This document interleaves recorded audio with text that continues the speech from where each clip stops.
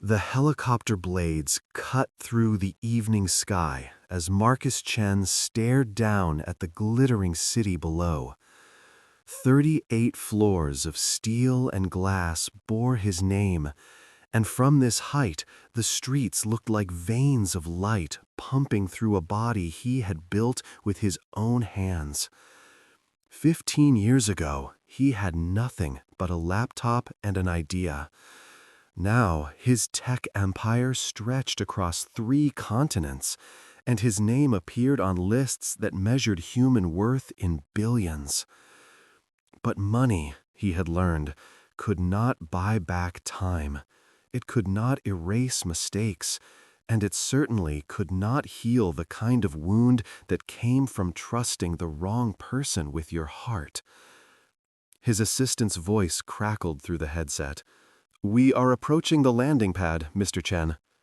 Marcus nodded, though his mind was elsewhere. Tonight was the charity gala, the kind of event where the wealthy gathered to write checks that made them feel human again. He had attended dozens of these, always alone, always focused on expanding his network rather than his social life. Romance had become a language he no longer spoke. The marriage to Victoria had ended 5 years ago, but the scars felt fresh every time he allowed himself to remember. They had met when he was still building his empire, when success was a possibility rather than a certainty. She had been dazzling, ambitious, everything he thought he wanted in a partner. Their wedding had been featured in magazines, their life together a spectacle of luxury and power. But behind closed doors, the truth was darker.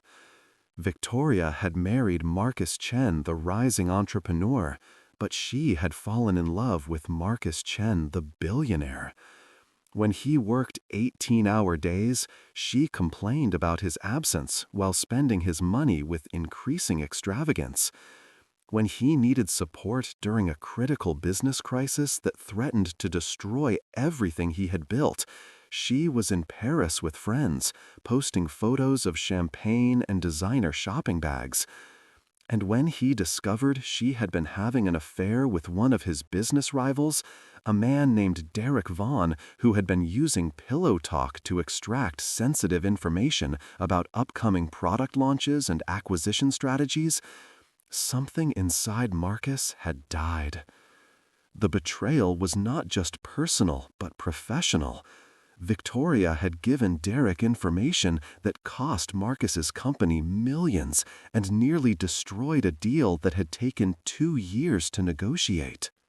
When Marcus confronted her, she had been defiant rather than apologetic, telling him that he cared more about his company than her, that she deserved someone who would actually be present in the relationship. She blamed him for driving her into another man's arms. The divorce had been brutal and public. Victoria had fought for half of everything, claiming she had been instrumental in his success, that she had played the role of the supportive wife, that she had sacrificed her own career aspirations to stand by his side. Her lawyers painted Marcus as a workaholic who had neglected his marriage, while Victoria played the wronged woman in every interview she gave. The legal battle had lasted 14 months and cost him not just money, but his faith in love itself, his trust in people, and countless sleepless nights. In the end, she had walked away with a settlement that would have made most people wealthy for life, and Marcus had walked away with the resolution to never be vulnerable again. He had thrown himself even deeper into work, building his empire higher and wider, as if square footage and profit margins could fill the void where his heart had been. The helicopter touched down on the rooftop of the Grandview Hotel, and Marcus stepped out, his tailored suit catching the wind. His security team flanked him immediately, but he waved them back slightly. He hated feeling caged, even by protection. The team maintained a respectful distance as he walked toward the rooftop entrance, his shoes clicking against the polished surface. Inside the ballroom, crystal chandeliers threw golden light across a sea of designer gowns and expensive cologne. Conversations hummed with the practiced ease of people who had learned to smile while calculating net worth. Marcus moved through the crowd with the efficiency of someone who had mastered the art of presence without participation. He shook hands with a real estate developer who wanted to discuss a potential partnership. He exchanged pleasantries with a senator who was always looking for campaign donations. He smiled at a tech journalist who had written a flattering profile of him last year. James Park, his oldest friend and CFO, appeared at his elbow with 2 glasses of champagne. "You look like you would rather be anywhere else," James said, handing him one of the glasses. Marcus accepted the glass but did not drink. "Is it that obvious?" "Only to people who have known you for 20 years. James scanned the room, his expression neutral but his eyes alert. "Victoria is here, by the way. Thought you should know before you ran into her unexpectedly." Marcus felt his jaw tighten involuntarily. Of course she is. She never could resist an opportunity to be seen. She has been telling people she is on the planning committee, making herself very visible. Lots of air kisses and meaningful conversations. James paused, studying his friend's face. "Word is she wants to reconcile. Multiple sources have mentioned it to me, thinking I might pass the message along." "That will not happen," Marcus said flatly. "Not in this lifetime or any other." "I know that, and you know that. But Victoria has never been good at accepting rejection. She still thinks she can win you back with the right approach, the right moment, the right words. Just be careful. She is planning something. I can feel it." Then Marcus saw her. Not Victoria, not yet. First, he saw someone else, someone who would change everything, though he did not know it yet. She was standing near the entrance to the ballroom, clearly uncomfortable in the elegant surroundings. She wore a server's uniform, black and white and perfectly pressed, holding a tray of hors d'oeuvres with careful attention. But there was something about the way she moved, the way she smiled politely at guests while her eyes remained guarded and watchful, that caught his attention. Most of the servers moved through the crowd like furniture, trained to be invisible. But this woman had a presence, a dignity, even as people treated her as if she did not exist. "Who is that?" Marcus asked, nodding toward her with the slightest movement of his head. James followed his gaze, squinting slightly. "No idea. One of the catering staff, probably. Why?" "Just curious." "Marcus, you have not been curious about anyone in 5 years. What is going on?" "I honestly do not know," Marcus admitted. "There is just something about her." Before James could respond with what would undoubtedly be a sarcastic comment about Marcus finally showing signs of being human again, Victoria appeared. His ex-wife stood near the champagne fountain, her red dress clinging to her like a second skin, designed to remind everyone in the room that she had once been Mrs. Chen. Her dark hair was pulled back in an intricate updo that had probably taken hours, revealing the diamond earrings he had given her on their 2nd anniversary, the ones that had cost more than most people made in a year. She still wore them. That was Victoria's way. Everything was a message, every choice calculated for maximum impact. Their eyes met across the room, and she smiled. It was the smile of someone who believed they still held cards worth playing, who thought the game was not over just because one round had been lost. Marcus felt nothing. Not anger, not longing, not even the bitter satisfaction of indifference. She had become a stranger wearing a familiar face, someone he had once known intimately who now seemed like a character from a book he had read long ago. "Marcus," she said, gliding toward him with the grace of a woman who had spent years learning how to enter a room, how to walk so that heads turned, how to time her arrival for maximum effect. "It has been too long. You look well. Success continues to agree with you." He kept his expression neutral, his face a mask he had perfected in countless business negotiations. "Victoria, I did not know you would be here, though I suppose I should have expected it." Her laugh was soft, rehearsed, the same laugh she had used at 1,000 dinner parties. "I am on the planning committee this year. Did you not receive the program? My name is listed right at the top. I have been working on this event for 6 months. It is going to be the social event of the season." "I do not read programs," he said simply. "I show up, I donate, I leave." She touched his arm lightly, her fingers cool against his sleeve, a gesture that might have seemed casual to anyone watching, but felt calculated to him, designed to suggest intimacy, to remind people that they had history. "We should talk, really talk. There is so much that was left unsaid between us, Marcus. So many things I wish I could explain, could make you understand."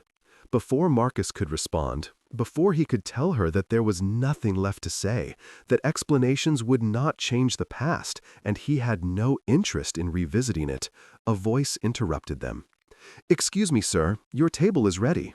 Marcus turned to see one of the event coordinators, a young woman with tired eyes and a clipboard clutched to her chest like a shield. She looked nervous, as though interrupting a billionaire's conversation might cost her the job she probably needed desperately. Her name tag read Jennifer, and she could not have been more than 25. "Thank you, Jennifer," Marcus said, making a point to use her name, to acknowledge her as a person. "I will be right there." He glanced back at Victoria, keeping his voice polite but firm.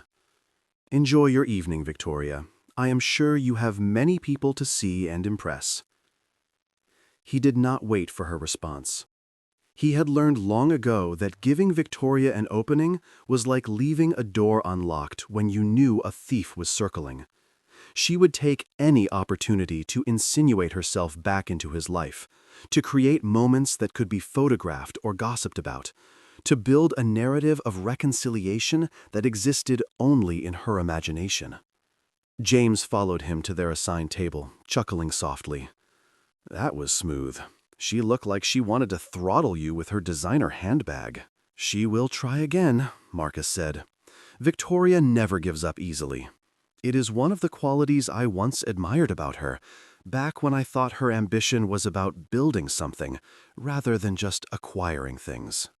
Dinner was the usual affair. Speeches about impact and change, videos of smiling children in distant countries, and the soft clink of silverware against porcelain. Marcus sat at a table with other executives, all of whom wanted something from him. Investment opportunities, partnerships, endorsements, introductions to other wealthy people. He listened with half his attention, nodding at the right moments, making non-committal sounds that could be interpreted as interest without actually committing to anything. His mind was already planning his exit, calculating the minimum amount of time he needed to stay to fulfill his social obligations. To his right was Thomas Brennan, a venture capitalist who kept talking about a cryptocurrency opportunity that sounded suspiciously like a pyramid scheme. To his left was Catherine Zhao, who ran a luxury hotel chain and wanted Marcus to invest in her expansion into Asia. Across from him was David Martinez, a politician with aspirations for governor who was not subtle about needing campaign funding. Then the lights dimmed and a new video began to play on the massive screens flanking the stage. This one was different from the others. It showed a small community center in the outskirts of the city, a place that looked worn but loved, where volunteers taught coding to underprivileged kids. The camera panned across rows of children hunched over donated computers, their faces lit with concentration and hope, their fingers moving across keyboards with increasing confidence. And there, moving between the tables, helping a young girl debug her program, her face patient and encouraging, was Emma Torres, the woman Marcus had noticed earlier. She wore jeans and a simple sweater in the video, her hair tied back in a messy ponytail. No makeup, no jewelry, nothing that marked her as belonging to this world of wealth and opulence. But when she smiled at the girl and the girl's face lit up in understanding, when she high-fived a young boy who had successfully completed his first program, Marcus felt something shift inside him, something he had thought was permanently broken. The video showed her speaking to the camera. "These kids have so much potential," Emma said, her voice passionate but not performative, genuine in a way that was rare in Marcus's experience. "They just need someone to believe in them, to give them the tools and the opportunity. Most of them come from families where a computer is a luxury they cannot afford, where internet access is inconsistent, where the idea of a career in technology seems as distant as the moon. But here, they can learn, they can create, they can dream about futures they never thought possible." The camera showed more footage of the center, the cramped space with its mismatched furniture, the outdated equipment that had clearly been donated years ago, the evident lack of resources. The walls were covered with student artwork and motivational posters, some in English and some in Spanish. The whiteboard was old and stained, the markers running low on ink. But it also showed the joy on the children's faces, the dedication of the volunteers, the sense of community that had been built from almost nothing. "This program runs entirely on donations and volunteer work," the narrator explained, her voice smooth and professional. "Emma Torres works 2 jobs to support herself while dedicating every spare moment to these children. She receives no salary, no recognition, no benefits. She asks for nothing in return, to make a difference, to give back to the community that raised her, to prove that circumstances of birth do not determine destiny." Marcus leaned forward, his eyes fixed on the screen, his dinner forgotten.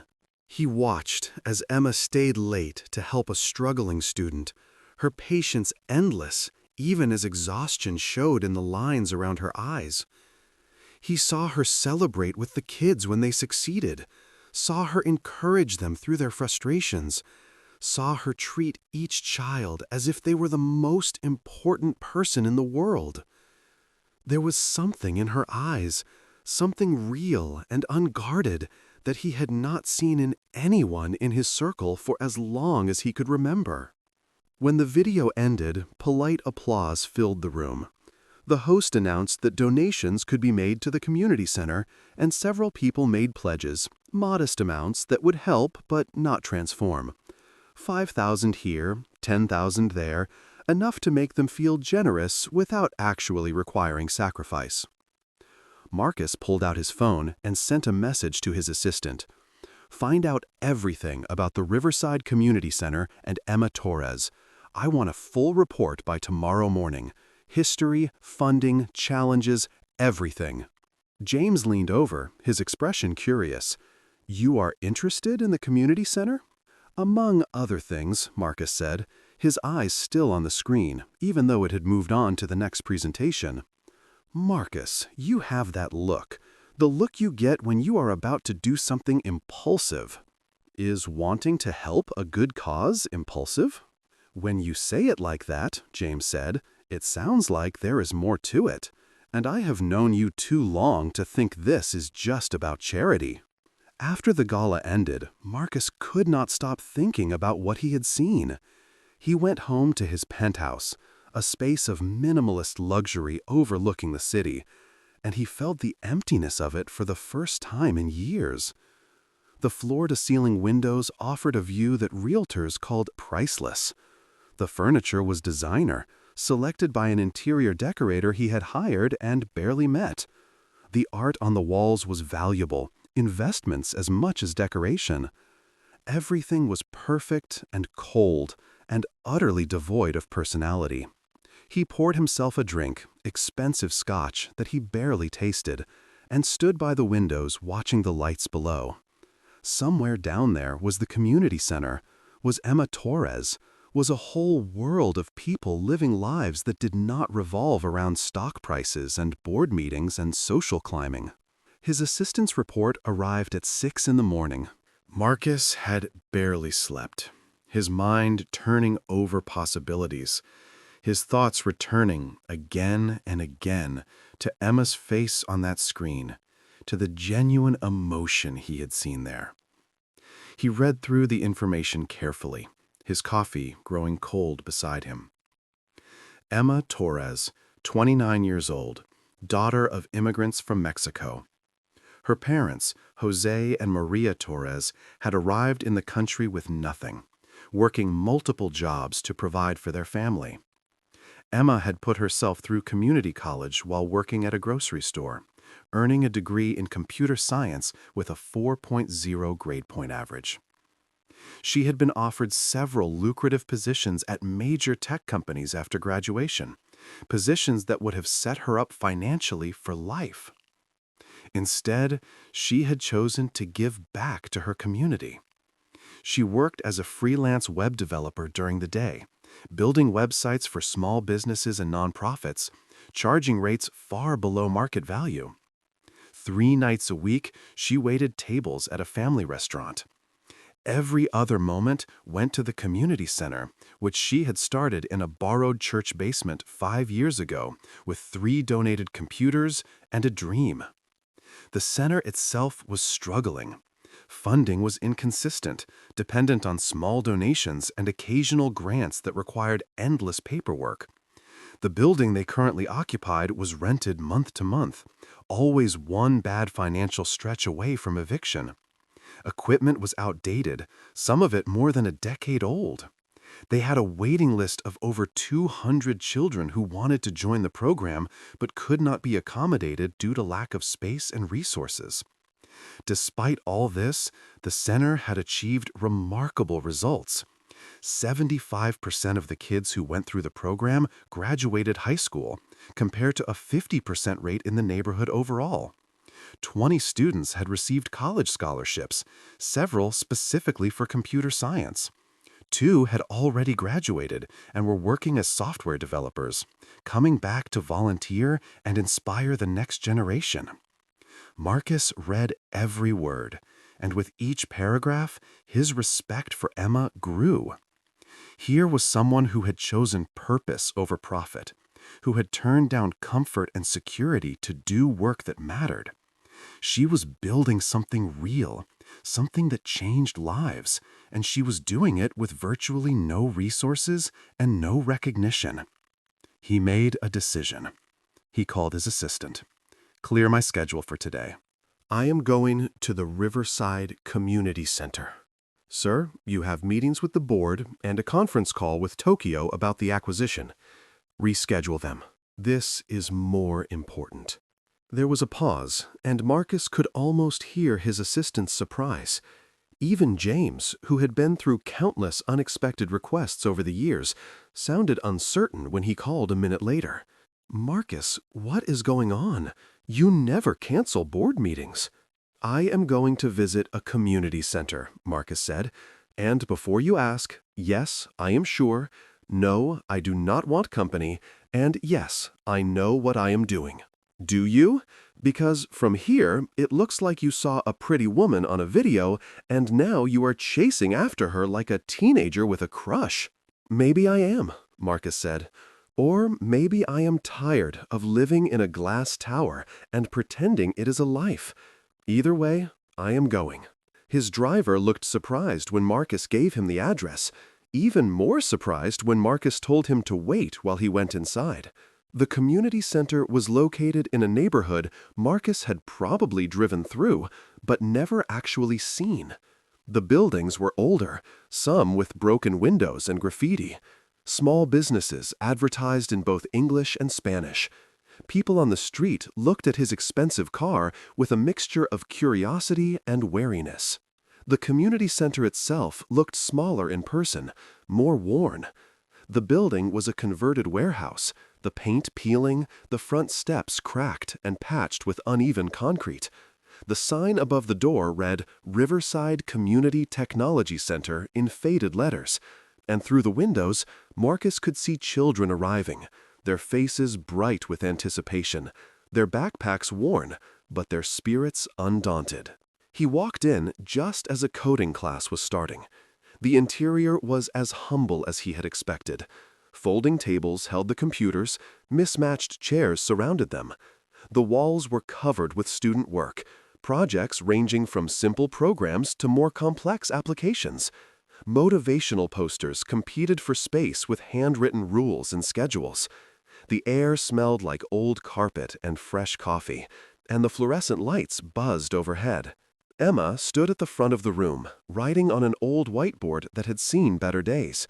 She wore jeans and an oversized sweater with the logo of a university she had probably never been able to afford.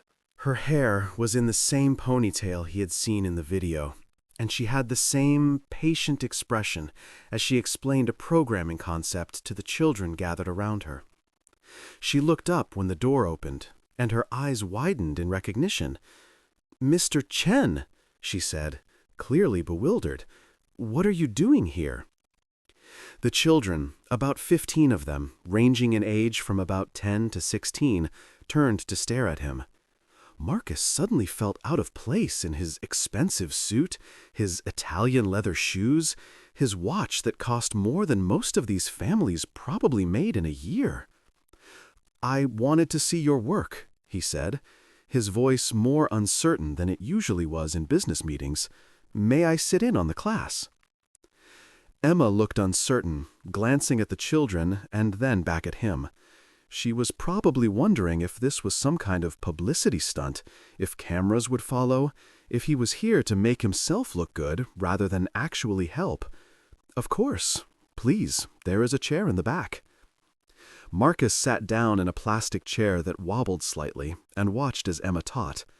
She had a gift for making complex concepts accessible, breaking down problems into manageable pieces, using metaphors and examples that resonated with her students.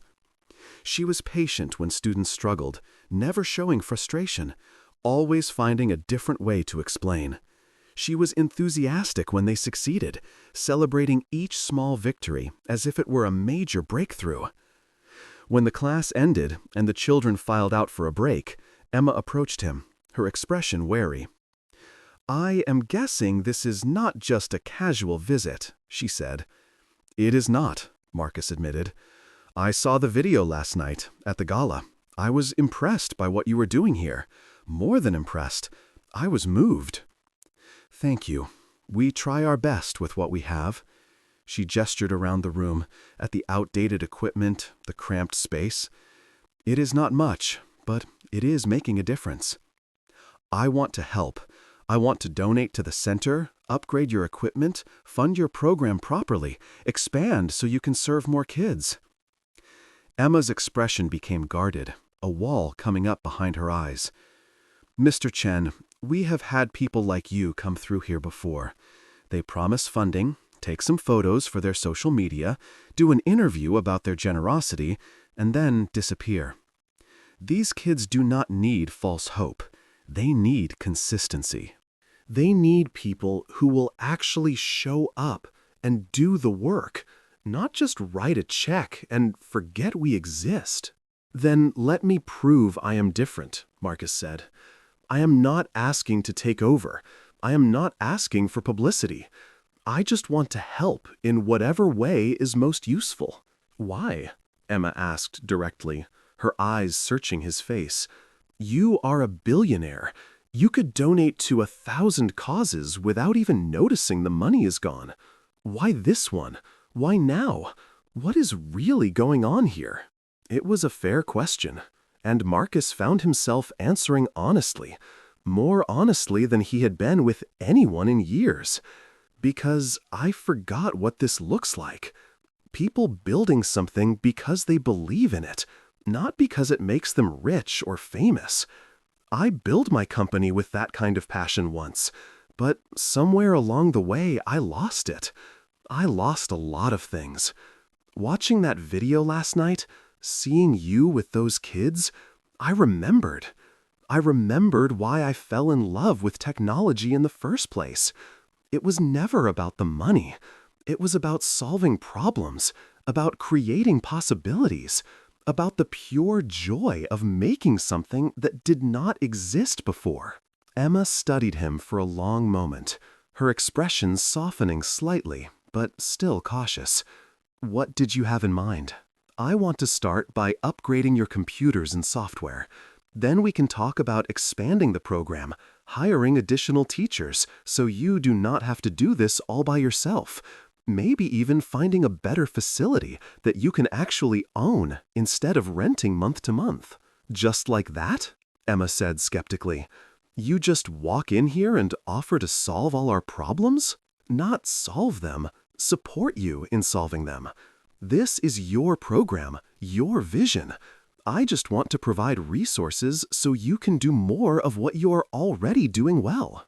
"What is the catch?" "No catch, but I do have one request. I want to volunteer here myself. I want to teach." Emma blinked in surprise, genuinely startled. "You want to teach coding to kids?" "I started my career as a programmer," Marcus said. "I have not written code in years, but I remember how it felt to create something from nothing. I remember staying up all night working on a problem, not because I had to, but because I wanted to, because I could not stop thinking about it. I would like to feel that again. And maybe I can share some of what I have learned with these kids." Emma looked at him, really looked at him, as if trying to determine whether he was genuine or simply very good at pretending. Finally, she nodded slowly. "Okay, but if you commit to this, you have to really commit. These kids will depend on you.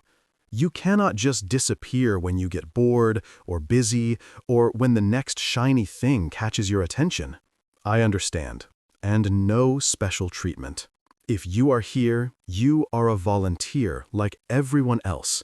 You clean up after class, you bring snacks when it is your turn, you do the unglamorous work.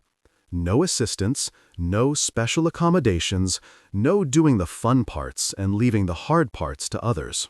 "Fair enough," Marcus said. "All right then."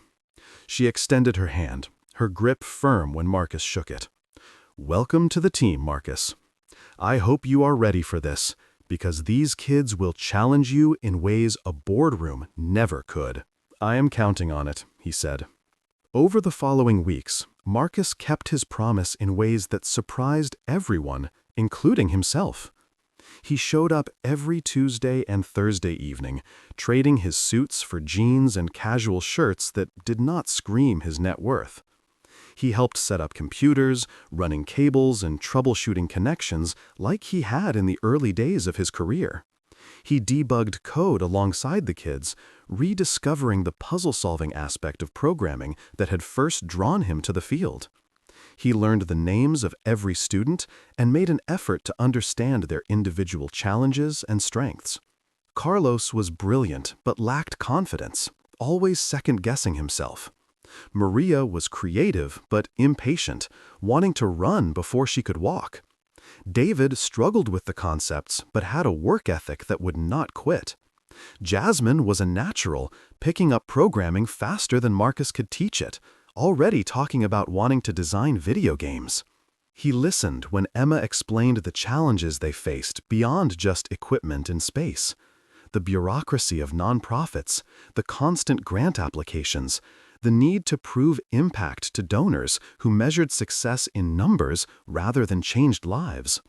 The struggle to keep kids engaged when their home lives were chaotic, when they were hungry or tired or dealing with problems Marcus could barely imagine. One evening, a boy named Carlos, who was particularly talented but struggled with confidence, asked him a question that stopped Marcus in his tracks. "Mr. Chen, is it true you are a billionaire?" Marcus smiled, setting down the keyboard he had been using. "It is true." "Then why are you here? You could be anywhere, doing anything. You could be on a yacht, or flying to Paris, or doing whatever rich people do. Why spend your time with us?" "Carlos, let me tell you something. I have all the money I could ever need. I have a company that runs itself at this point. I have success by every measure the world uses.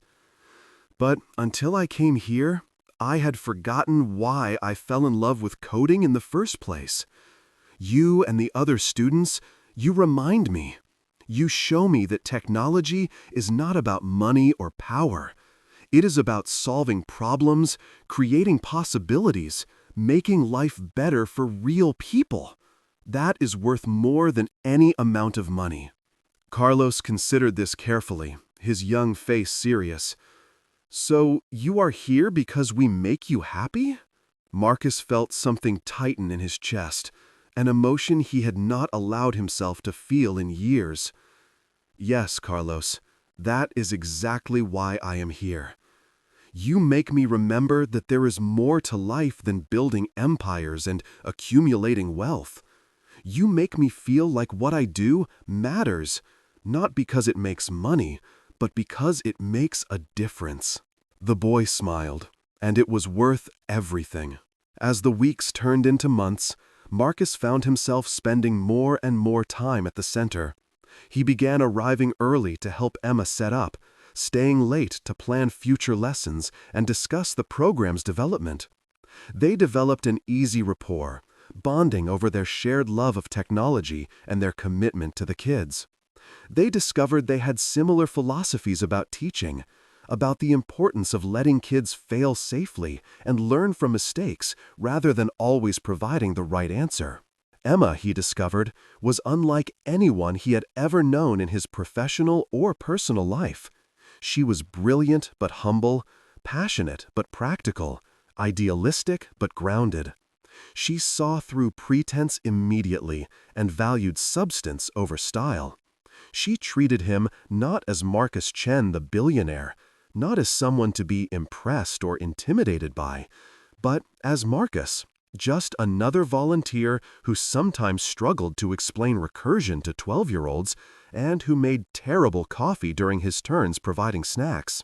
She challenged him in ways no one had in years. When he suggested scaling the program rapidly, she pushed back, explaining that growth had to be sustainable and manageable. When he wanted to buy top-of-the-line equipment for everything, she reminded him that part of learning was working with constraints, solving problems creatively rather than just throwing money at them. When he got frustrated with the bureaucracy and wanted to use his influence to bulldoze through it, she taught him patience, explaining that shortcuts often created more problems than they solved. One evening, after everyone else had left, they sat together going over budget projections for the center. Marcus had been quietly funding improvements without making a big deal of it, and the center was starting to thrive.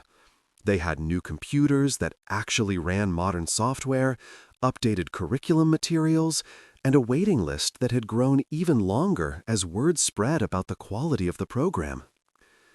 "You know," Emma said, setting down her pen and stretching her arms above her head, "when you first showed up here, I thought you would last maybe 2 weeks. I was certain you would get bored and disappear like all the others. What changed your mind?" "You did not disappear." She smiled, and Marcus noticed for the first time how her whole face transformed when she smiled genuinely. Not the polite smile she gave to strangers, but the real one. You showed up even when you had a cold and could barely talk. You stayed late even when you clearly had other obligations and your phone kept buzzing with urgent messages. You learned not just the names of the kids, but their siblings' names and their parents' names. You cared, genuinely cared, and that is incredibly rare in my experience. "These kids are remarkable," Marcus said, "and what you have built here, it is more impressive than anything I have done in business." "I seriously doubt that. You built a multi-billion-dollar company from nothing. I built a company by being smarter and more ruthless than my competitors, by working harder and taking calculated risks. You built a community by being kind and patient and believing in people that society had written off. That takes a different kind of strength, a kind I am not sure I have." "You have more of it than you think," Emma said softly. "You just spent years building walls around it because someone hurt you and you did not want to be vulnerable again." Marcus looked at her in surprise. How did you know about that?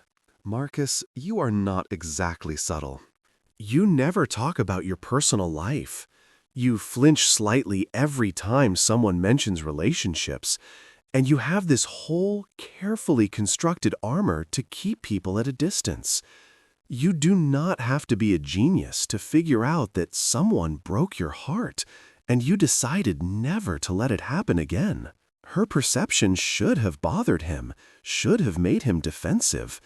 Instead, he found himself relieved that someone saw past his carefully maintained facade. You are right. My ex-wife, Victoria, she had an affair with a business rival. She used information from our private conversations to help him compete against me. The betrayal was both personal and professional, and I swore I would never let anyone close enough to hurt me like that again. And yet, here you are, Emma said, getting close to a bunch of kids who are definitely going to hurt you when they struggle or fail or move away. You are terrible at keeping your own promises to yourself. He laughed, genuinely laughed, something he did rarely. I suppose I am.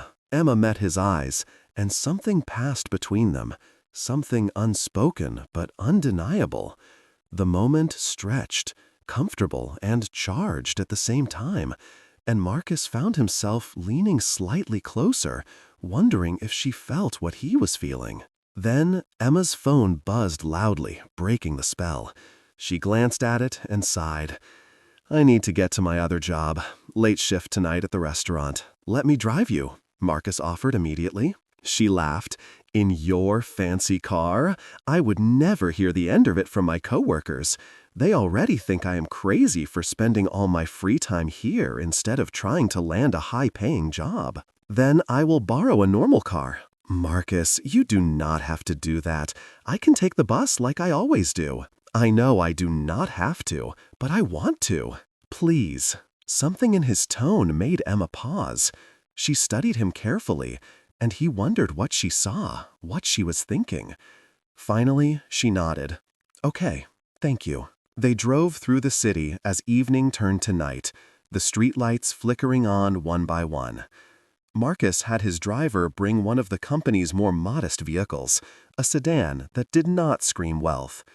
They talked about everything and nothing.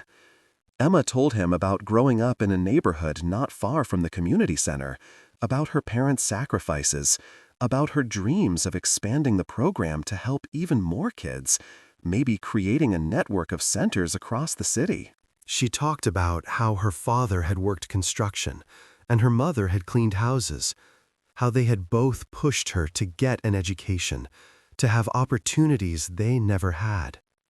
Marcus found himself sharing things he rarely spoke about, his own modest beginnings, the loneliness that came with success, the way his marriage had hardened him.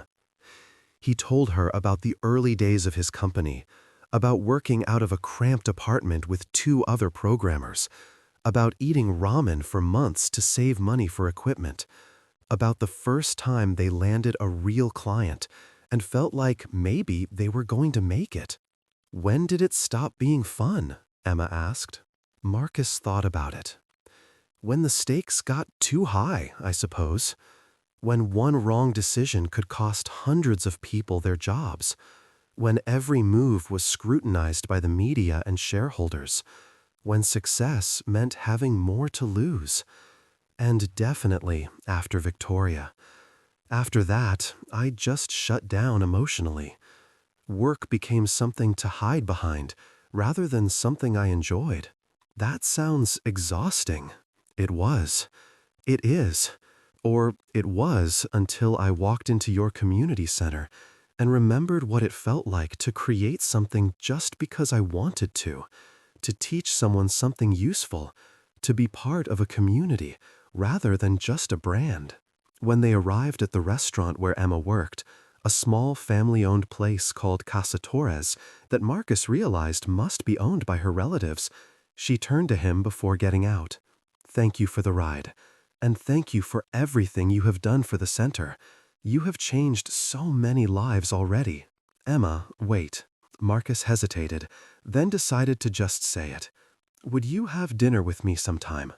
Not to discuss the center or the kids, just to talk, just the two of us." She looked surprised, her eyes widening slightly. "Are you asking me on a date?" "Yes, I am." "Marcus, I do not think that is a good idea." She gestured between them. "You are a billionaire. I am a waitress and freelance developer who can barely pay rent even working 2 jobs. We live in completely different worlds. This would never work." "Maybe that is exactly why it would work," he said quietly.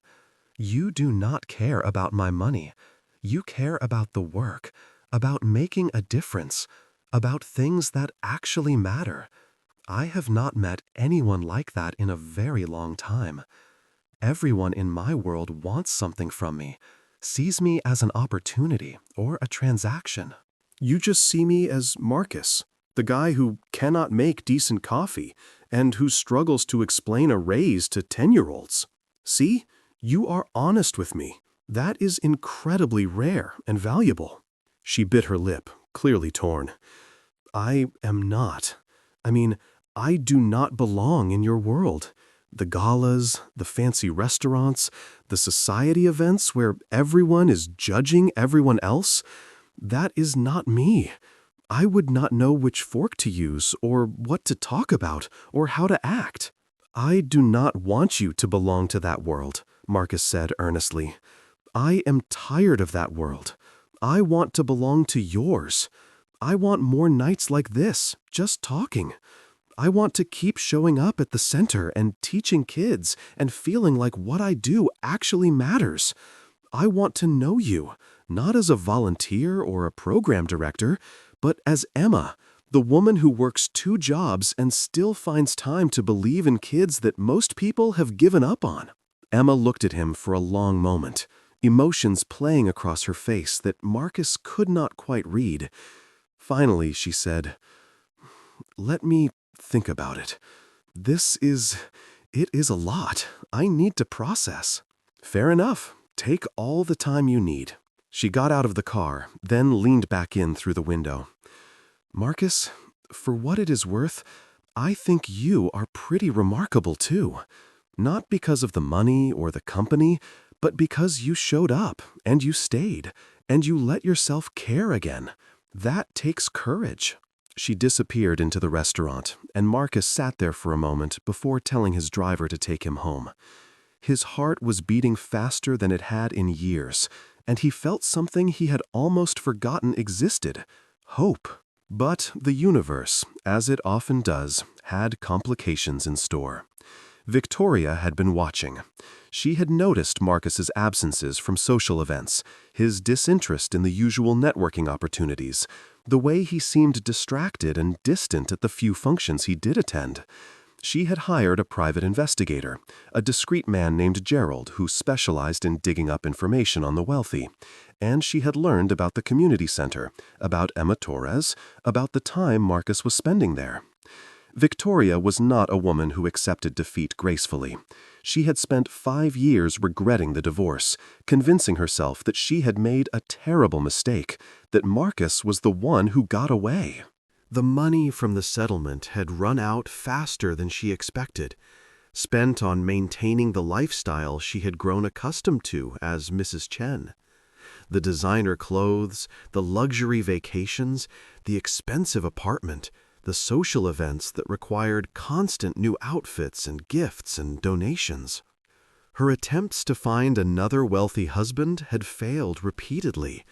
Men were happy to date her, to sleep with her, to be seen with her at parties, but none wanted to marry her. The reputation from her affair had followed her, whispers at parties about how she could not be trusted, about how she had betrayed Marcus Chen. The women in high society had closed ranks against her, seeing her as a cautionary tale and a threat to their own marriages. Marcus was her way back. She was certain of it. She just needed to remind him of what they had once had, show him that she had changed, prove that they belonged together. She had spent months planning her return, carefully positioning herself in his orbit, making sure they would cross paths. She began laying groundwork carefully. She joined the board of several charities Marcus supported, ensuring they would be at the same meetings and events. She orchestrated social situations where they would be thrown together, always careful to seem casual and coincidental rather than calculated. She made sure mutual friends mentioned her often, always positively, always with hints that she had matured and changed. She had her friends spread carefully worded comments. "Victoria seems different now, more grounded. I think she really regrets what happened with Marcus. She has been doing so much charity work, really giving back. I wonder if they will ever reconcile. They were so perfect together."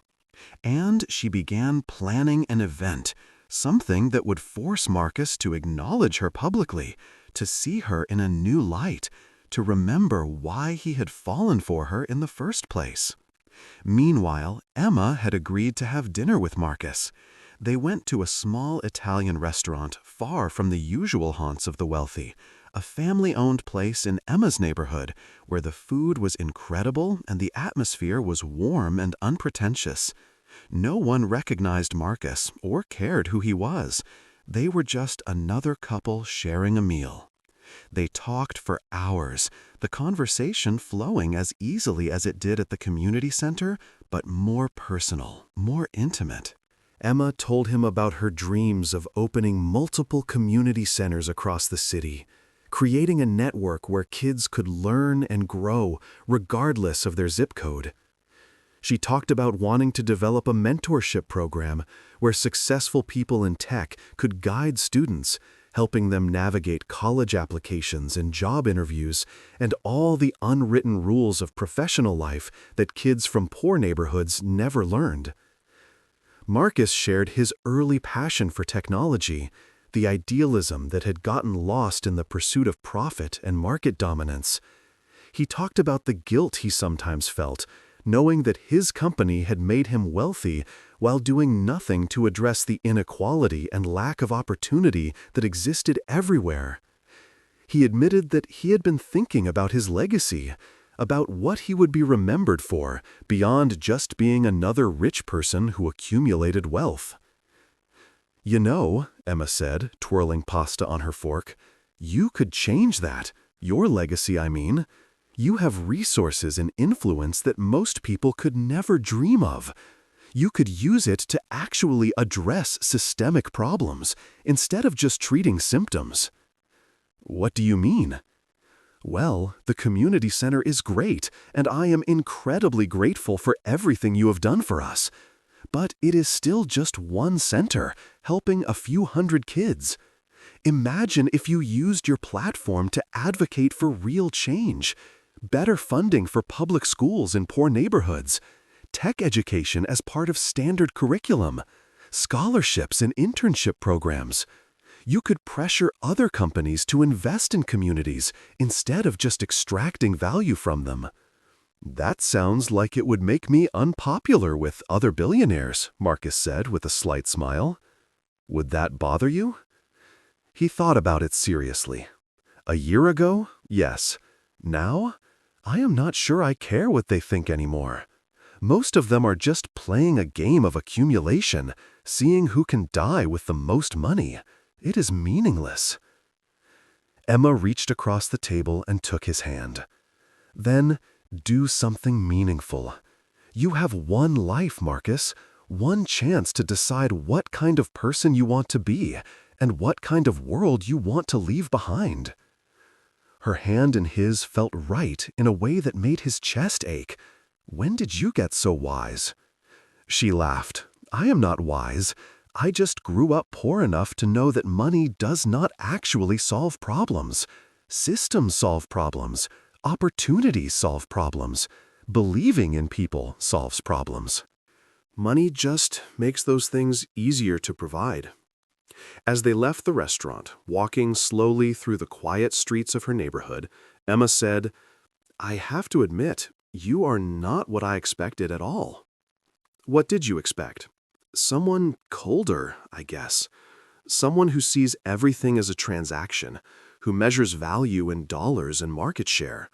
Someone who would not spend his Tuesday evenings teaching kids to code, who would not drive me to work, who would not sit in a neighborhood restaurant and talk about changing the world. I used to be that person, Marcus admitted. For a long time after my divorce, I thought the only thing I could trust was money, success, things I could control and measure. I built walls around myself and convinced myself they were keeping me safe, when really they were just keeping me isolated. I thought letting myself care about anything else was weakness, vulnerability that would only lead to more pain. What changed? He stopped walking and turned to face her, the streetlights casting shadows across her face. You did. This whole situation did. I look at what you have built with almost nothing, the way you care for those kids even when it costs you everything, the way you keep showing up even when it is hard and thankless and exhausting, and I remember who I used to be, who I wanted to be before I let pain and anger shape me into someone I do not even recognize. Marcus, I am scared, Emma said softly, her voice vulnerable in a way he had not heard before. Scared that this is temporary, that the novelty will wear off and you will wake up one day and realize I do not fit into your real life.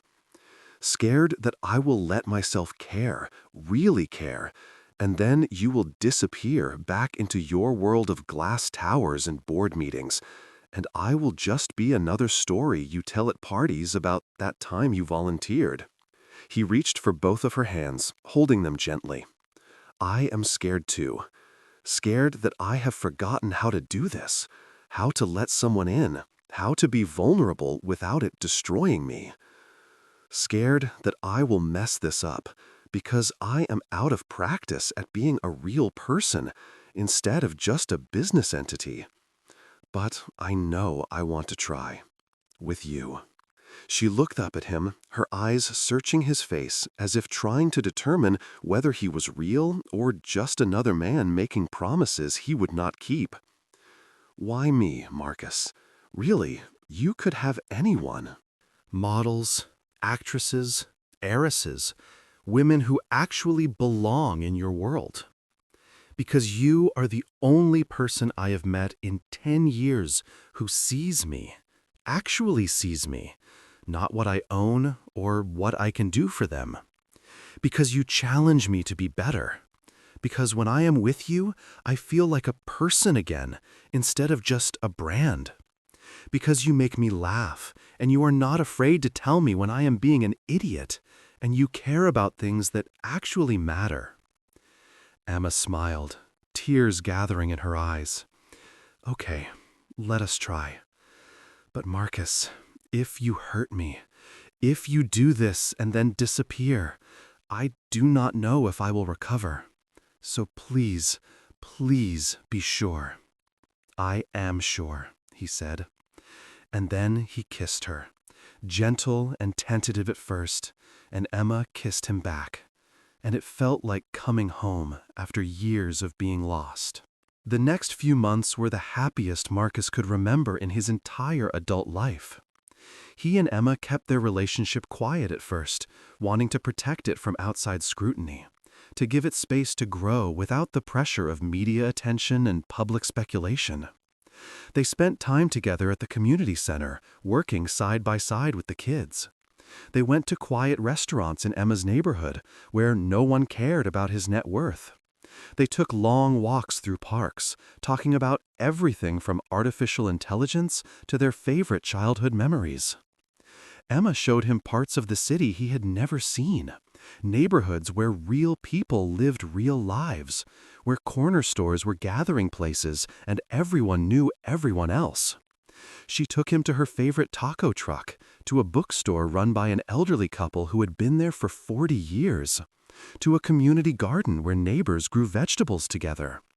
Marcus, who had lived in this city for 2 decades, realized he had never actually seen most of it, had existed in a bubble of wealth that kept him separate from the place he called home. Marcus showed her that wealth did not have to mean pretension or superficiality, that success could be used for good. He introduced her to people in tech who were genuinely trying to solve real problems, not just get rich. He showed her how business could be a tool for positive change if wielded with intention. He took her to a private screening of a documentary about education inequality that had moved him, to a lecture by a scientist working on affordable clean energy, to a gallery showing art by formerly incarcerated people trying to rebuild their lives. He met her parents, Jose and Maria Torres, who welcomed him into their modest home with warmth despite their initial wariness. Maria had made a feast, worried that the food would not be fancy enough for someone like him. Marcus had eaten 3 plates, genuinely enjoying the home cooking more than any Michelin-starred restaurant he had ever visited. Jose had asked him direct questions about his intentions toward Emma, protective but kind, and Marcus had answered honestly, saying he cared about her more than he had cared about anyone in years, and he had no intention of hurting her. By the end of the evening, Maria was showing him photo albums of Emma as a child, and Jose was teaching him how to properly season carne asada. Marcus felt more at ease than he ever had at a 5-star restaurant or society event, more accepted as a person rather than a symbol of wealth. Emma met James Park, Marcus's CFO and oldest friend, who took Marcus aside afterward and said, "She is really good for you, man. I have not seen you this happy since before Victoria. Do not mess this up." "I am trying not to," Marcus had said. "No, seriously. Do not get scared and run. Do not convince yourself this cannot work because she does not fit some preconceived notion of what your life should look like. She is real, Marcus. Hold on to that." But secrets in high society do not stay secret for long, especially when private investigators are involved. A photo surfaced of Marcus and Emma holding hands in a park, taken from a distance with a telephoto lens. It was grainy, but recognizable. Within hours, it was circulating on social media and gossip sites. The speculation began immediately. Who was this mystery woman? Why was Marcus Chen, one of the city's most eligible bachelors, dating someone so ordinary? Was this a publicity stunt? A midlife crisis? A rebellion against his ex-wife? The gossip reached Victoria within hours. She was at lunch with friends, all of them women who moved in the same social circles, when someone showed her the photo on their phone. Victoria stared at it, her expression carefully neutral, but inside she was seething. This could not be happening. She had plans, strategies, a whole timeline for winning Marcus back. Some random nobody was not going to ruin everything she had been working toward. "Who is she?" one of her friends asked, her tone suggesting she already knew the answer would be disappointing. "No one important," Victoria said dismissively, handing back the phone. "Marcus is probably just going through a phase. You know how men are after a certain age. They think dating someone younger and less sophisticated makes them feel vital or relevant or whatever. It will not last." But privately, Victoria was furious and, underneath the fury, afraid. She had assumed Marcus was still single because he was not over her, because he was waiting for her to demonstrate that she had changed. The possibility that he had simply moved on, that someone else had captured his attention and maybe his heart, was unacceptable. She made calls, pulled strings, and accelerated her plan. If subtlety was not working, she would force the situation. She would create a scenario where Marcus would have to publicly acknowledge her, where he would remember what they had once had, where this Emma person would be revealed as a passing fancy rather than a serious relationship. 2 weeks later, Marcus received an invitation to a major charity gala. The theme was childhood education and technology, and Victoria was listed as the primary organizer. Every major donor in the city would be there. All of Marcus's business partners and board members. Everyone who mattered in his professional and social world. Declining would be noticed and would look petty, especially given the cause. Marcus showed the invitation to Emma over dinner. "I do not want to go. Victoria is organizing it, which means this is a trap of some kind." "You have to go," Emma said, though she did not look happy about it. "This is your world, Marcus. You cannot avoid it forever just because your ex-wife is involved. And the cause is good, even if her motivations are questionable. Come with me. I want people to know about us. I am tired of hiding, of protecting you from my world. I want us to be public, to be real, to stop sneaking around like we are doing something wrong." Emma looked uncertain, fear evident in her eyes. "Are you sure? That is a huge step. Once we go public, there is no going back. The media will dig into my life, my family, my past. They will scrutinize everything about me, compare me to Victoria, probably decide I am not good enough for you." "Anyone who thinks that is an idiot," Marcus said firmly. "But yes, it will be intense." I cannot promise it will not be difficult or invasive or sometimes painful, but I am ready if you are. I want to stop hiding how I feel about you." She took a deep breath, clearly nervous. "Okay, let us do it. But Marcus, promise me something. If it gets too crazy, if the media attention becomes overwhelming, promise we will figure it out together. I am not asking you to protect me from everything, but I need to know you will not just let me drown in it alone." "I promise," he said, meaning it with everything in him. The night of the gala, Marcus sent a car and a stylist to help Emma get ready. She had protested, saying she could manage on her own, but he had insisted, wanting her to feel confident and beautiful. When he picked her up, she was wearing a simple but elegant black dress that highlighted her natural beauty without trying to make her into something she was not. Her hair was styled but still looked like her, and she wore minimal jewelry. "You look absolutely perfect," Marcus said, and he meant it. She was not trying to compete with the designer labels and expensive jewelry that would fill the ballroom. She was just herself, and that made her more beautiful than anyone else would be. "I feel ridiculous," she whispered as they entered the venue, "like a kid playing dress-up in adult clothes." "You look stunning, and anyone who thinks otherwise is blind. Stay close to me."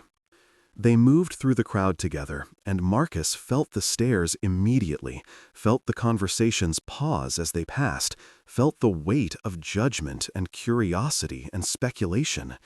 Whispers followed them like a wave, people pulling out phones to take discreet photos, texts being sent to friends who were not there. "Who is she? Can you believe he brought her? She is so ordinary. What does he see in her? Is this serious or just a phase?" Emma held her head high, but Marcus could feel the tension in her body, could see her hand trembling slightly when she reached for a glass of champagne from a passing waiter. He stayed close, his hand resting protectively on her back, making it clear through body language that they were together, that she was not just an accessory, but his partner. James Park appeared with his wife, Jennifer, who immediately engaged Emma in conversation about the community center, asking intelligent questions and treating her with genuine interest rather than the polite condescension many others were showing. Marcus silently thanked his friend for the support. Victoria spotted them within minutes. Marcus watched her face transform through several emotions in rapid succession. Surprise, giving way to fury, giving way to hurt, giving way to something colder and more calculated, more dangerous. She approached with a smile that could cut glass, her red dress making sure every eye in the room tracked her movement. "Marcus," she said warmly, loudly enough for those around them to hear, projecting graciousness and sophistication. "I am so glad you could make it. Your presence means so much to this cause." She turned to Emma, her eyes assessing and dismissive in a fraction of a second. "And you brought a guest? How lovely!" "Victoria, this is Emma Torres," Marcus said, his hand moving from Emma's back to around her waist, a clear signal of intimacy and commitment. "Emma, this is Victoria, my ex-wife." Victoria extended her hand, her grip firmer than necessary, challenging. "Charmed? I do not believe we have met before. What circles do you travel in, dear?" Emma met the handshake with equal firmness, not backing down despite the obvious power differential. "I run a volunteer program teaching coding to underprivileged children. I do not really travel in circles, just in communities." "How wonderfully noble," Victoria said, making it sound like anything but a compliment, her tone suggesting that working with poor children was something people did when they could not achieve anything more impressive. "And how exactly did you and Marcus meet? I am sure everyone is simply dying to know the story." "At the community center," Marcus interjected before Emma could answer, his voice carrying an edge that those who knew him recognized as a warning. "I have been volunteering there for several months, teaching kids to code, remembering why I got into technology in the first place." Victoria's perfectly shaped eyebrows arose in exaggerated surprise. "Volunteering? How very unlike you, darling." She put slight emphasis on the word darling, a calculated reminder to everyone listening that she had once had exclusive claim to him, that she knew him in ways this newcomer could not. "When did you become so philanthropic? You used to say that charity was just a tax write-off with better publicity." "People change, Victoria," Marcus said evenly, refusing to take the bait. "Or, at least, some people do." "Do they?" Victoria's smile never wavered, professional and practiced. "Well, I hope you both enjoy the evening." "We have quite the program planned. There are some surprises in store. I think you will find them very interesting." She glided away, leaving a wake of expensive perfume and subtle menace, her departure as choreographed as her arrival. Emma exhaled slowly, her body relaxing slightly. "She really, really hates me." "She hates that I moved on," Marcus corrected gently. "She hates that I am happy, that I found something real instead of staying frozen in bitterness. There is a big difference. This is not about you, Emma. It is about her inability to accept that she does not control my life anymore." The evening progressed with the usual speeches and presentations about the importance of education and giving back. Victoria was in her element, playing the role of gracious hostess and dedicated philanthropist to perfection. She made sure to be seen with all the right people, to be photographed at all the right moments, to remind everyone of her status and influence. She gave a moving speech about the importance of investing in children's futures, about how technology was the key to breaking cycles of poverty, all while making it sound like these were ideas she had originated, rather than concepts people had been working on for decades. Then came the moment she had orchestrated with surgical precision, the centerpiece of her plan. The host, a well-known society figure and old friend of Victoria's named Cynthia Hartwell, took the microphone. "Ladies and gentlemen, we have a very special announcement this evening. As many of you know, Victoria Chen has worked absolutely tirelessly to organize this spectacular event. But what you may not know is that she has also been working behind the scenes on something truly remarkable, something that could change countless young lives. Victoria, darling, would you please join me on stage? Victoria walked to the stage with calculated grace, every movement designed for maximum elegance and impact. The spotlight followed her, and she paused to let the audience appreciate the moment before speaking. Thank you all for being here tonight and for your incredible generosity. Education is something I have always been deeply passionate about, particularly when it comes to technology and preparing our children for the challenges of tomorrow. Marcus felt a sinking feeling in his stomach, a sense of impending manipulation. He knew Victoria, knew how she operated.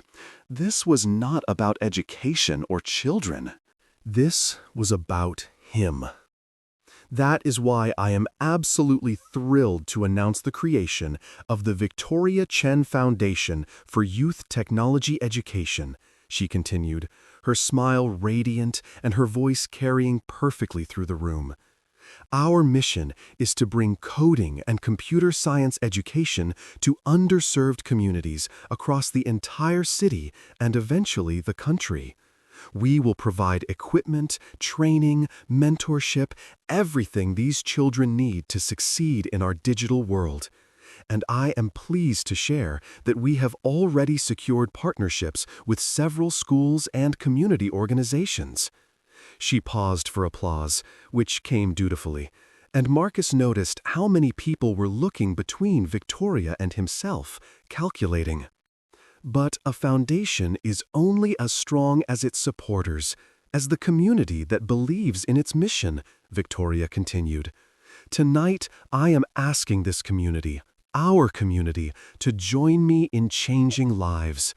And I am particularly hopeful that someone who shares this passion, someone who has recently discovered the joy of mentoring young people in technology, will consider being our foundation's first major donor. Someone whose support would send a powerful message about the importance of this work. The spotlight swung directly to Marcus's table, illuminating him and Emma in harsh white light. Every eye in the room turned to face them. This was Victoria's masterstroke, Marcus realized. She had maneuvered him into an impossible position. If he declined publicly, he would look petty and vindictive, as though he opposed childhood education out of spite toward his ex-wife. The headlines would write themselves. Billionaire refuses to support kids' education at ex-wife's event. If he accepted, it would create an appearance of partnership with Victoria, of reconciliation, of shared purpose.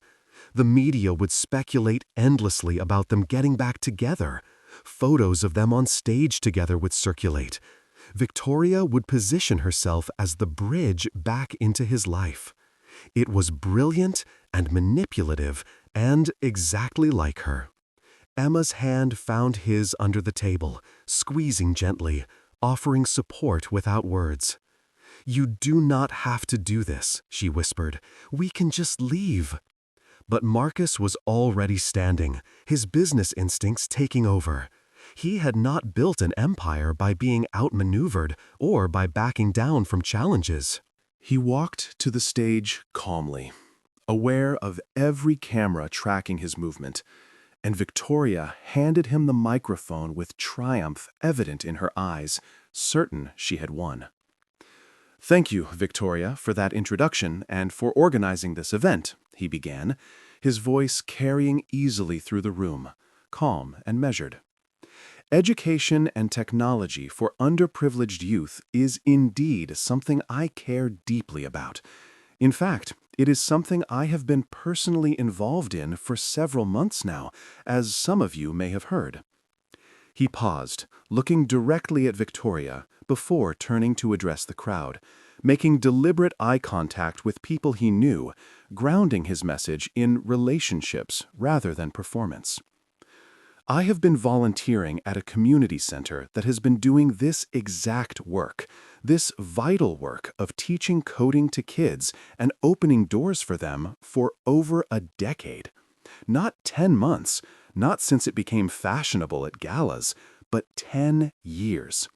Teaching coding and computer science to kids who would otherwise never have access to computers, let alone the education and mentorship they need to thrive. This center operates with minimal funding, absolutely no publicity or fanfare, and incredible dedication from people who believe in making a real difference rather than just talking about it at events like this. He could see Victoria's smile beginning to falter, uncertainty creeping into her eyes. So tonight, I am very pleased to announce that I will indeed be making a major donation to youth technology education, but I will be donating to the organizations and programs that have been doing this difficult, unglamorous work for years without recognition or praise. Organizations like the Riverside Community Center, which is run by Emma Torres, who is here with me tonight.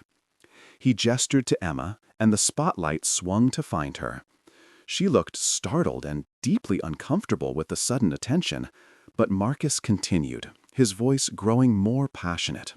Real change, meaningful, lasting change, does not come from press releases and gala announcements and foundations that exist primarily on paper and in promotional materials.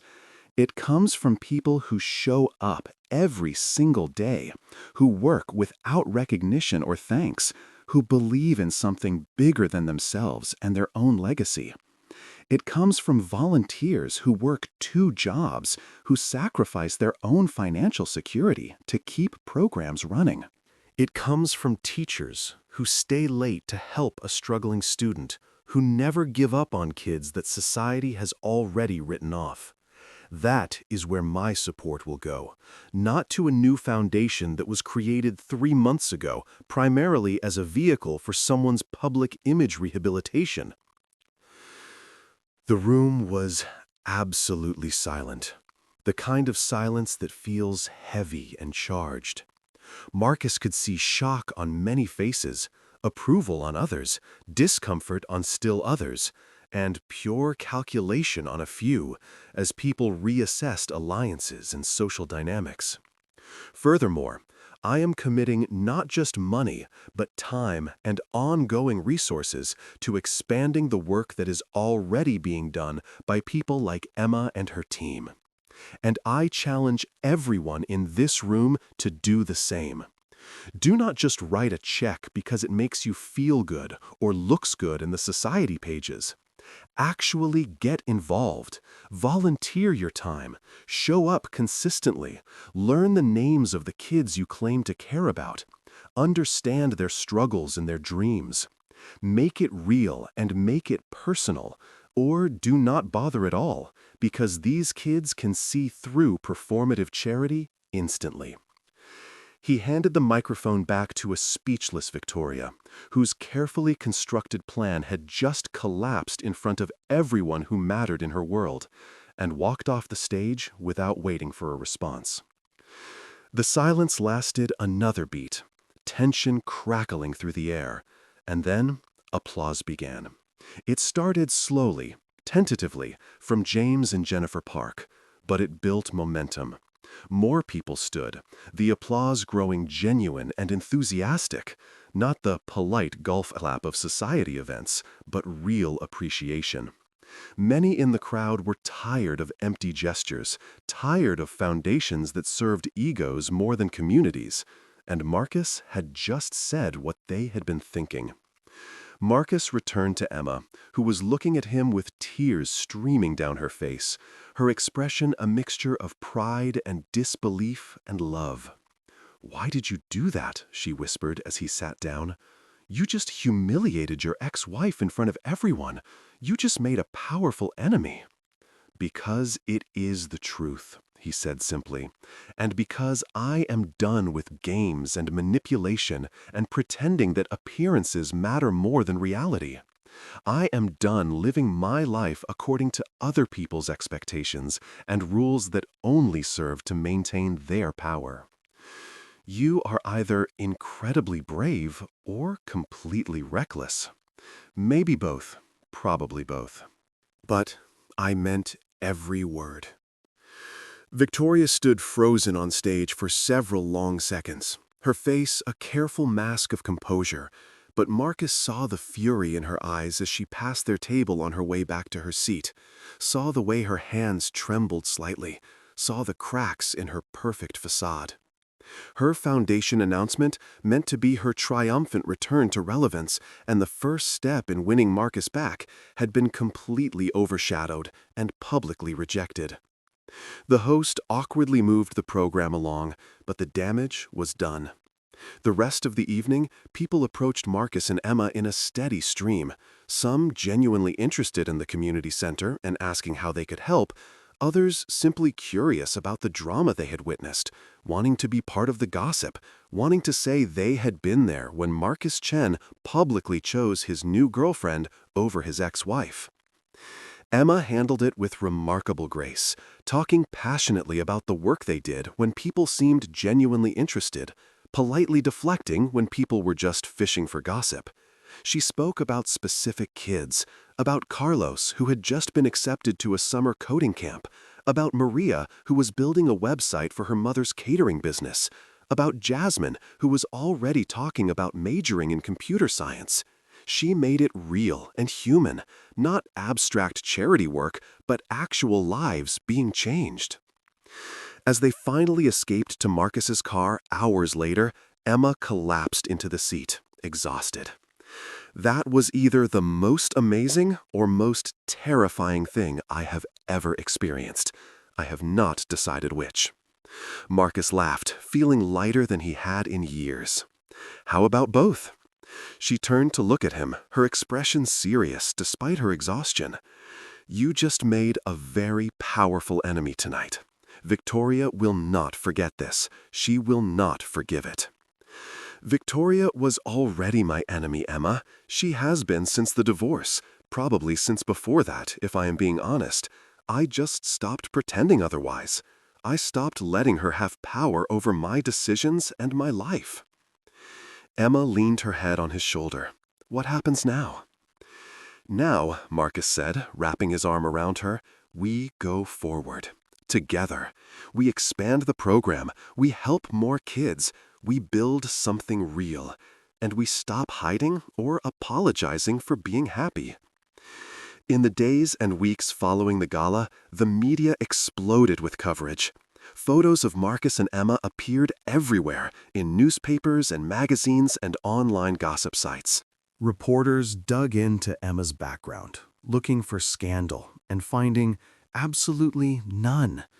She was exactly who she appeared to be, which somehow made the story even more compelling to a public hungry for authenticity. The billionaire and the volunteer, the tech mogul and the community teacher, the man who had everything, choosing the woman who wanted nothing from him. It was a narrative that captured public imagination in ways Victoria's carefully constructed foundation never could.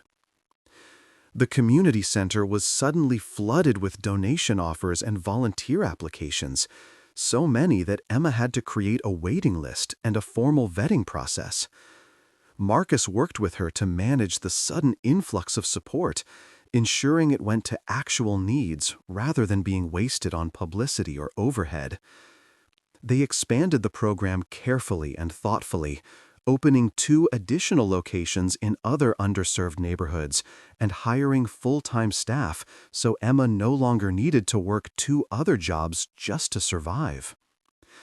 Victoria, meanwhile, did not take her defeat gracefully or quietly. Her foundation never gained real traction, permanently overshadowed by the established work of the community centers and tainted by the public nature of her rejection.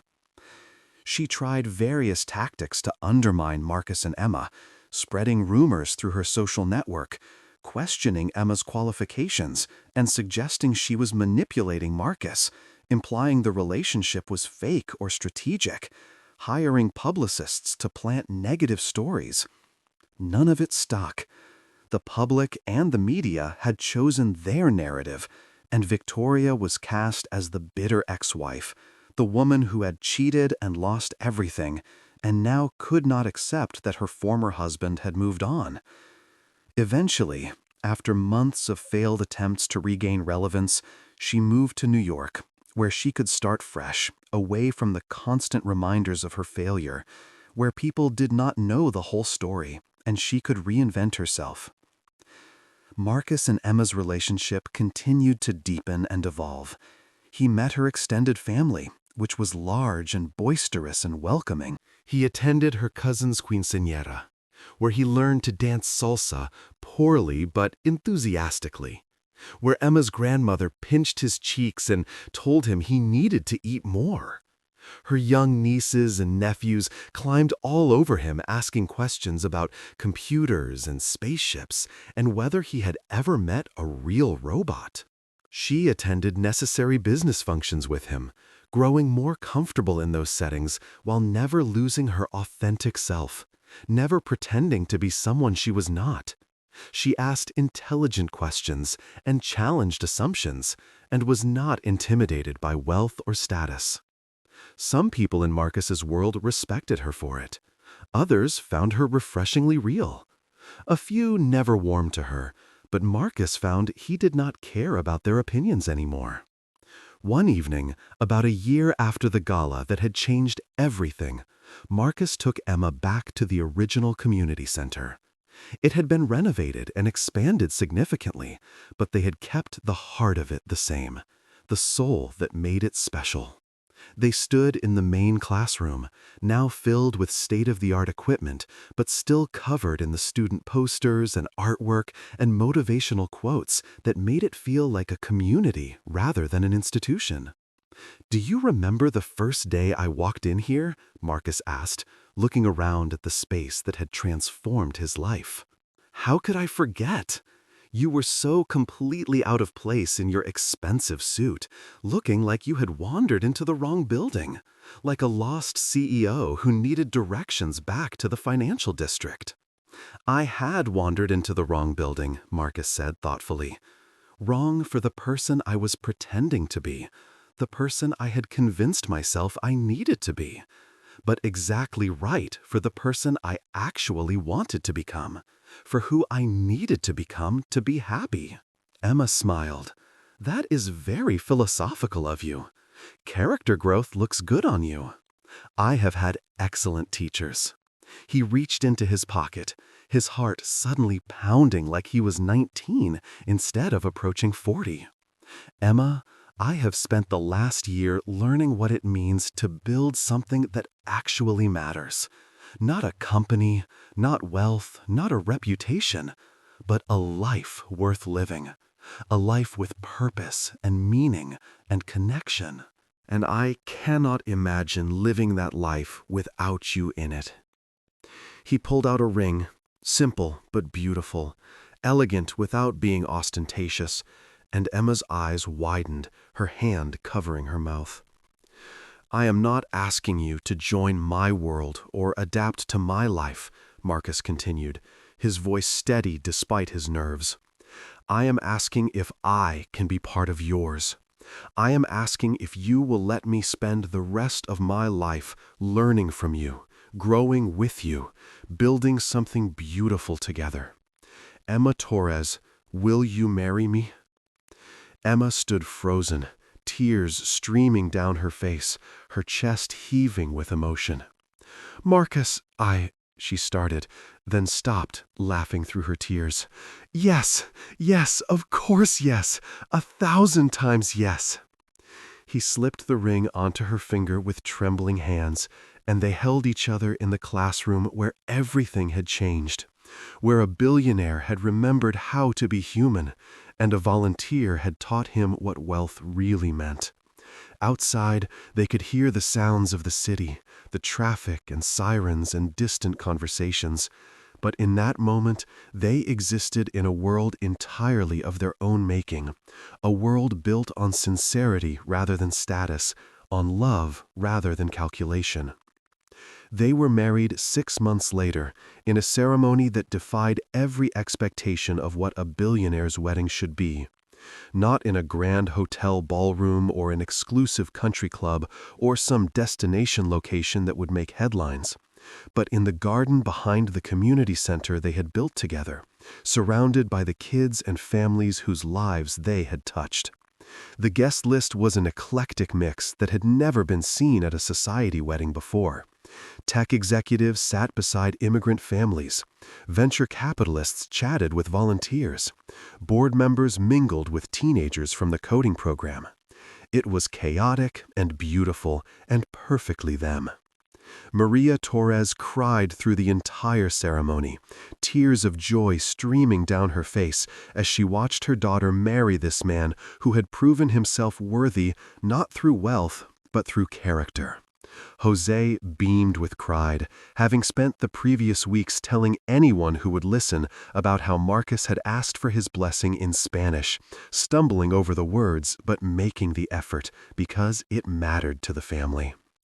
James Park served as best man, joking in his speech that he never thought he would see the day Marcus Chen smiled this much or looked this happy.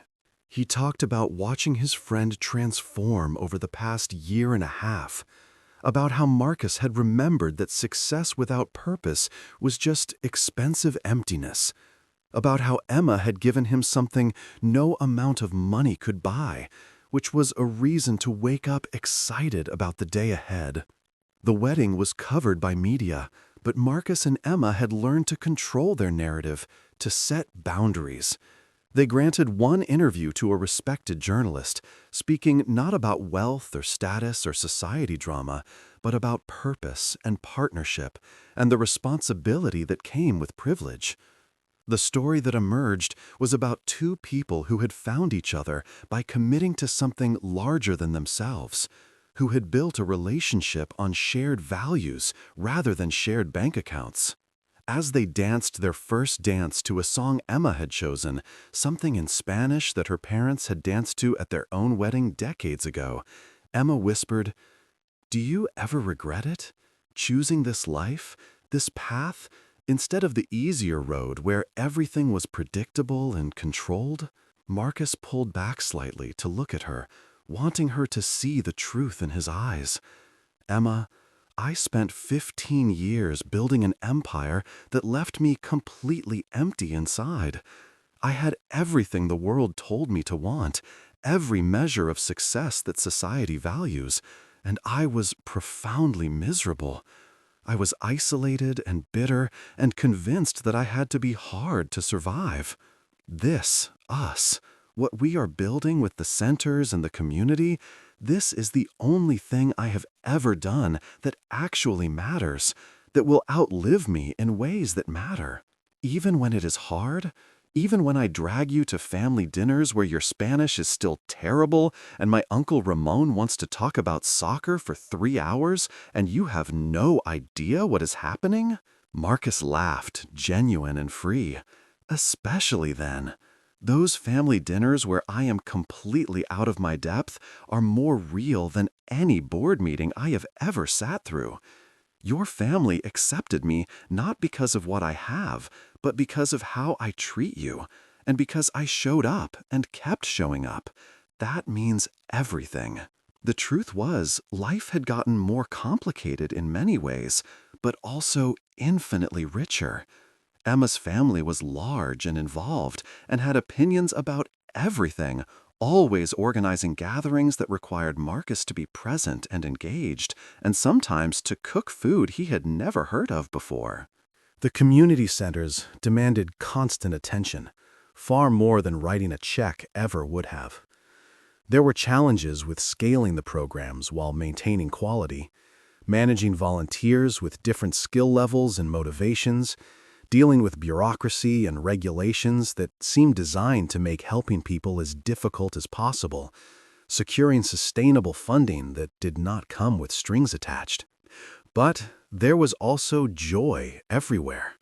Real, meaningful, lasting joy that money had never brought him. Marcus watched kids from the first coding classes graduate high school with honors and receive scholarships to prestigious colleges.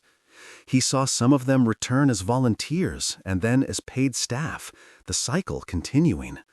Carlos, the boy who had asked him why a billionaire would spend time teaching kids, was now studying computer science at the state university on a full scholarship and came back every summer to mentor the next generation. Maria, the creative but impatient girl, had started her own web design business at 19, already supporting her family and hiring other graduates from the program.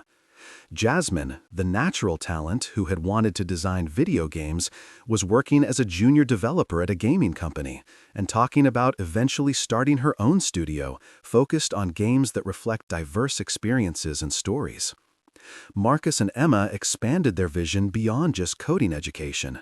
They created a mentorship program connecting kids with professionals across various tech fields. They developed partnerships with companies to provide internships and entry-level jobs for program graduates. They advocated publicly for better funding for public schools in underserved areas, using Marcus's platform and influence to push for systemic change rather than just individual interventions.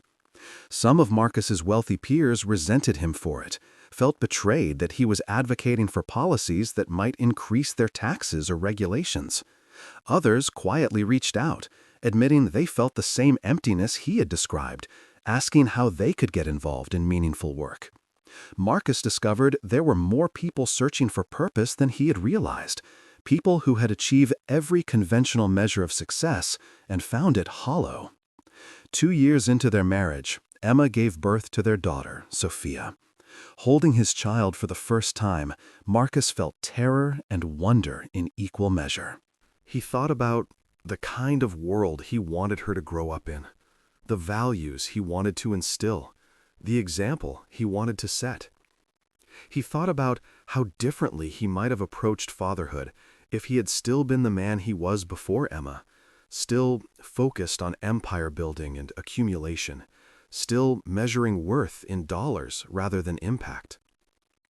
Sophia's baptism was held at the community center, another unconventional choice that raised eyebrows in society circles but felt completely right to Marcus and Emma. They wanted their daughter to grow up understanding that privilege came with responsibility, that the circumstances of her birth gave her advantages that most people never had, and that she had an obligation to use those advantages to make the world more equitable rather than more divided. On Sophia's first birthday, instead of the elaborate party that society would have expected, they held a fundraiser for the community center network, which had now expanded to 7 locations across the city.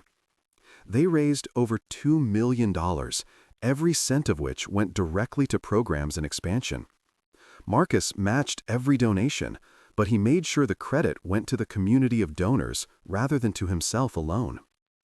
One evening, when Sophia was 3 years old, Marcus found Emma on their balcony overlooking the city. She was holding a cup of tea, watching the lights below, lost in thought. He wrapped his arms around her from behind, and she leaned back into him.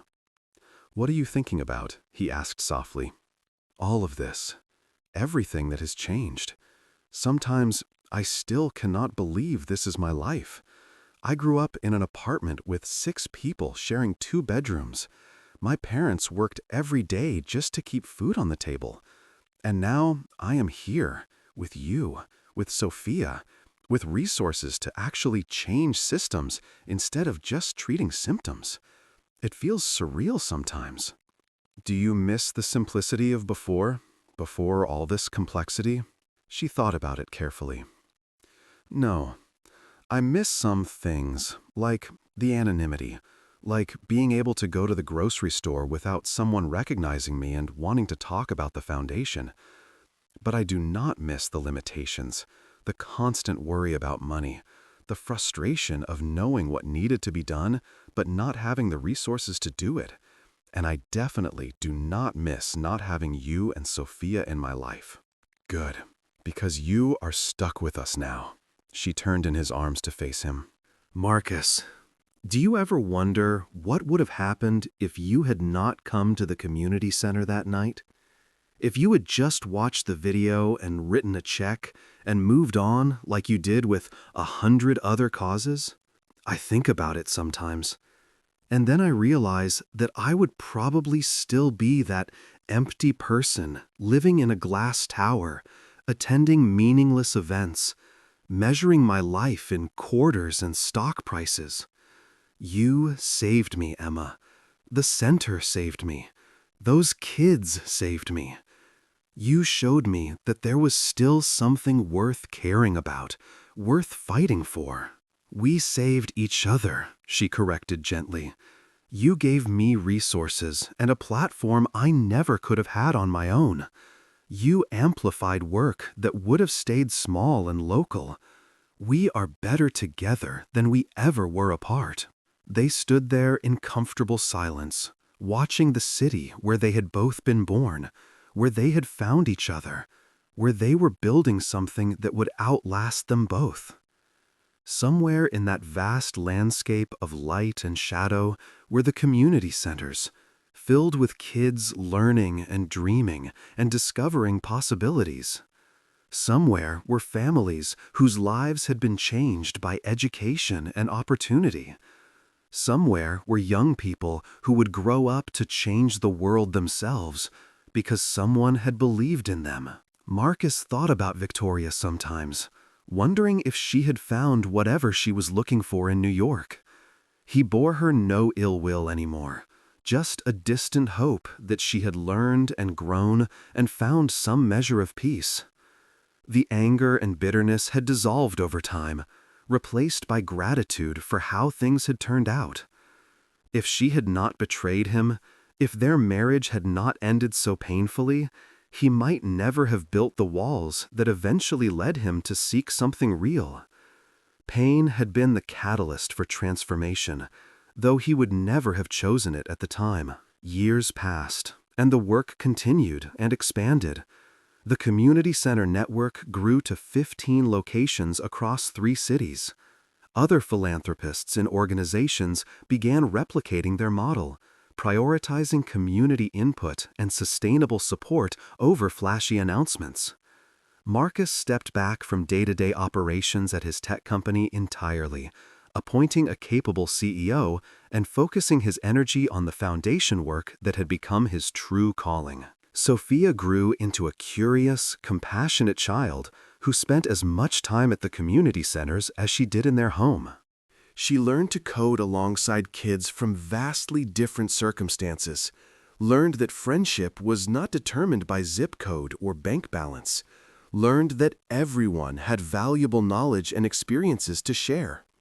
She was being raised in 2 worlds simultaneously and learning to navigate both with grace.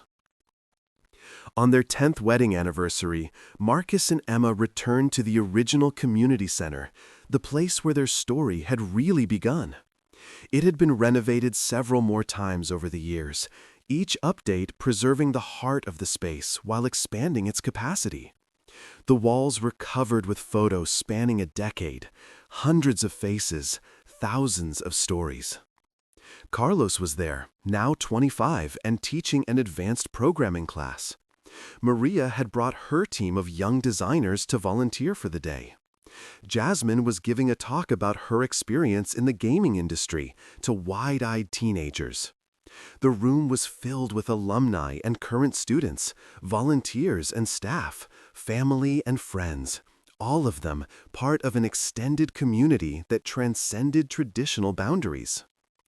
Emma stood at the front of the room, Marcus beside her, Sophia between them, holding both their hands. She spoke without notes, her voice carrying clearly. 10 years ago, this center was me. 3 donated computers, and a dream that kids in this neighborhood deserved the same opportunities as kids born in wealthier areas. I had no idea how to scale it, how to sustain it, or whether it would even last a year. She smiled at Marcus. And then this guy walked in, completely overdressed and totally out of place, and asked if he could help. I thought he would last maybe 2 weeks before getting bored and disappearing. The crowd laughed, and Marcus squeezed her hand. But he stayed, and more importantly, he listened. He did not try to take over or impose his vision. He asked what we needed and then provided it. He showed up for the unglamorous work, the late nights cleaning up, the frustrating meetings with bureaucrats, the difficult conversations with kids going through impossible situations. He proved that wealth is just a tool, and what matters is how you use it and who you become in the process. She turned to look at him, her eyes shining. You taught me that dreaming bigger was possible, that systemic change was not just an idealistic fantasy. I taught you that impact is measured in changed lives, not in quarterly reports. Together, we built something that belongs to this community, that will outlive both of us, that creates ripples we will never fully see. And that is worth more than all the money in the world. The room erupted in applause, and Marcus felt emotion tighten his throat. He thought about the man he had been, the one flying over this city in a helicopter, alone and bitter, and convinced that wealth was the only thing worth pursuing. That man felt like a stranger now, someone he had once been but no longer recognized. He thought about all the speeches he had given over the years at conferences and corporate events, talking about innovation and disruption and market dynamics. None of those words had ever mattered, not really. This was what mattered. These people, these relationships, this community. Love was what mattered in all its forms. Love for a partner, love for a child, love for work that made a difference, love for people you might never meet, but whose lives you could touch through deliberate, sustained effort. Later that night, after the celebration had ended and Sophia was asleep and they were finally alone, Emma asked him the same question she had asked a decade earlier. "Are you happy?" Marcus did not have to think about his answer. I am happier than I ever imagined possible. I spent half my life chasing success and achieving it and discovering it meant nothing. Then I spent a few years being bitter and isolated and convinced I would never feel anything real again. Then I walked into a community center and met a woman who showed me what actually matters. So yes, Emma, I am happy. Profoundly, completely happy. She kissed him, soft and sweet and full of promise. Good, because we have a lot more work to do. There are a lot more kids out there who need what we are building, a lot more communities that deserve investment and attention. Bring it on, Marcus said. We have the rest of our lives. And they did. They continued the work, expanded the impact, inspired others to do the same. They raised Sophia to understand privilege and responsibility, to value people over possessions, to measure success by contribution rather than accumulation. They grew old together, their love deepening with each challenge they faced and overcame together. When people asked Marcus Chan about the turning point in his life, about when everything changed, he never talked about his first million or his first billion. He never mentioned the acquisitions or the innovations that had made him famous in tech circles. He never discussed the accolades or the magazine covers or the moments of conventional success. Instead, he talked about a community center, a woman in a ponytail who challenged everything he thought he knew. And the night he realized that success without meaning was just an expensive way to be empty. He talked about learning that true wealth was not measured in buildings or bank accounts, but in lives touched, opportunities created, barriers broken down. And every time he told that story, he reached for Emma's hand, and she would smile at him the way she had that first night, when a billionaire walked into her world looking for something he did not even know he was missing. She would smile at him like he was just Marcus, not a brand or a net worth or a symbol of anything, except the man who had chosen love over legacy, who had chosen purpose over power, who had discovered that the only empire worth building was one where everyone could thrive. That smile, more than anything else he had ever achieved or acquired, was his greatest treasure. It reminded him every single day that he had made the right choice, that walking away from the glass tower and into the messy, complicated, beautiful reality of community and connection had been the best decision of his life. Years later, on his deathbed, surrounded by family and friends and former students whose lives he had touched, Marcus Chen's last words were simple. "I built an empire, but Emma taught me how to build a life. Choose the life. Always choose the life." And in community centers across multiple cities, in the hearts of thousands of young people who had been given opportunities they never thought possible, in the systemic changes that had been fought for and won, in the families who had been lifted out of cycles of poverty through education and belief, his legacy lived on, not in buildings that bore his name, but in lives that carried forward his values. The billionaire who had once measured worth in dollars had discovered that the only currency that truly mattered was love, was belief in human potential, was the willingness to show up and do the work, even when it was hard and thankless. And in learning that lesson, he had become infinitely richer than he had ever been when his wealth was counted in billions. This was the story people told for generations after, not about a man who made money, but about a man who learned what money was for. Not about someone who built towers of glass, but about someone who built bridges of opportunity. Not about wealth, but about worth. Not about empire, but about legacy, measured in changed lives and transformed communities. And at the heart of every version of the story was a simple truth that never changed. Sometimes the greatest fortune comes not from what you accumulate, but from what you give away. Sometimes the richest people are not those with the most money, but those with the most love.